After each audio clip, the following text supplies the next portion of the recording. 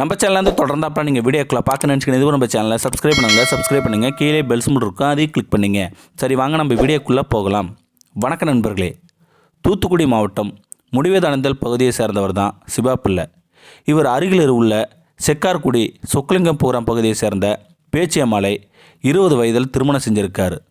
திருமணம் முடிந்த 15 நாளில் சிவா பிள்ளை இறந்தும் போயிட்டார். இந்த நிலையில் அங்கேருந்து எப்போதும் வென்றான் அருகில் உள்ள காட்டுநாயக்கன்பட்டியில் குடியேறிருக்காங்க நம்ம பேச்சியம்மாள். அங்கிருந்து சிறு சிறு வேலைகளை பார்த்து வந்த அவருக்கு சில ஆண்களால் பாலியல் ரீதியாக அச்சுறுத்தல் ஏற்பட்டிருக்கு. அது மட்டும் இல்லைங்க, அந்த பெண்ணு தன்னுடைய குழந்தைக்காக தகப்பன் இல்லை என்ற கவலை இருக்கக்கூடாதுன்னு பேச்சியம்மாள் என்ற தாய் ஆணாக மாற முத்துவாக மாறி தொடங்கியிருக்காங்க. அதன் பின்ன வறுமையின் காரணமாக பல ஊருக்கு சென்று தொழில் செஞ்சு வந்திருக்காங்க. முத்து தன்னை பெண்ணாகவே காட்டிக்கொள்ளாமல் ஆணாகவே வலம் வந்திருக்காரு. வெளியூரில் கூட அண்ணாச்சி என்ற பெயர் பெற்று வாழ்ந்து வந்திருக்காரு. அதன் பிறகுதான் தூத்துக்குடிக்கு வந்து முத்து ஊர் மக்கள் கண்டுகொள்ளாத அளவில் வேட்டி சட்டை உடுத்தி கிராப் தலையுடன் ஆணாகவே காட்சி அளித்து வந்துட்டு இருந்திருக்காங்க. தாய்க்கு தாயாக தந்தைக்கு தந்தையாக 30 ஆண்டுகளாக இதே தோற்றம்தான் பேச்சியம்மாள் வந்திருக்காங்க. டீ கடை முதல் பரோட்டா கடை வர வேலை பார்த்து வந்ததால் மாஸ்டர் என்றே அடையாளம் காணப்பட்ட முத்து மாஸ்டர் பேச்சியம்மாள் என்ற அவர் இப்படியே வாழ்ந்து வந்துட்டுருக்காங்க.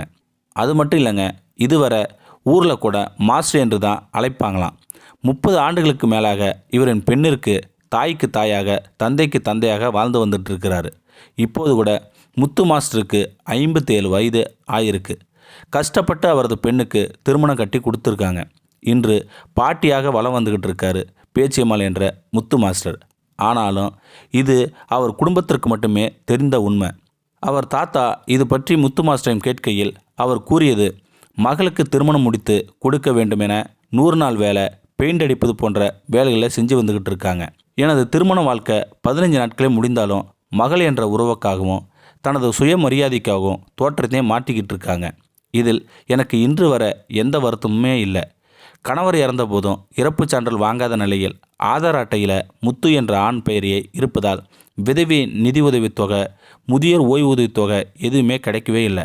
கிடைச்சா தள்ளாத வயதில் கூட உதவியாக இருக்கும் என்கிறாரு அந்த பேச்சியம்மாள் என்ற பெண். இது குறித்து அவரது மகள் சண்முக சுந்தரி கூறுகையில், நான் சிறு வயதில் தந்தை இழந்ததால் எனக்கு அப்பா நினைவு வரக்கூடாது எனவும், சமூகத்தில் ஒரு பெண்ணாக இருந்து வேறு விதமான பிரச்சனைகளை சந்திக்காமல் இருப்பதற்காகவும் ஆணாக மாறி கிடைக்கும் வேலைகளை செய்து வந்தார் எனது அம்மா இப்படி ஆணாக மாறியதால் எனக்கு இன்று வர எந்த வருத்தமுமே இல்லை என்றார் அவளது மகள். தொடர்ந்து பேசிய அவர் தனது தாய்க்கு முதியோர் ஓய்வூதிய தொகை வாங்கி கொடுத்தால் மகிழ்ச்சியாக இருக்கும் என கூறினார். இந்த நிலையில் பேச்சியம்மாள் கோரிக்கை குறித்து சம்பந்தப்பட்ட அரசு அதிகாரிகள் கனிவுடன் பரிசீலித்து நிறைவேற்ற வேண்டும் என்பதே அனைவரின் எதிர்பார்ப்பாக இருக்குது. தன்னோட பெண்ணுக்காக ஒரு தாய் செய்த செயலை பார்த்து நமக்கே கண் கலங்குது இல்லைங்களா? ஒரு சமூகத்தில் ஒரு பெண் எப்படி வாழ்ந்திருக்காங்க அப்படிங்கிறது தான் இது ஒரு முன் உதாரணமாக இருக்குது. இந்த வீடியோ பற்றி கருத்தை கீழே இருக்கிற கமெண்ட் செக்ஷனில் சொல்லுங்கள். அப்படியே நம்முடைய சேனலை சப்ஸ்கிரைப் பண்ணுங்க. கீழே பெல் சிம்பிள் இருக்கும், அதையும் கிளிக் பண்ணுங்கள். தேங்க்யூ ஃபார் வாட்சிங்.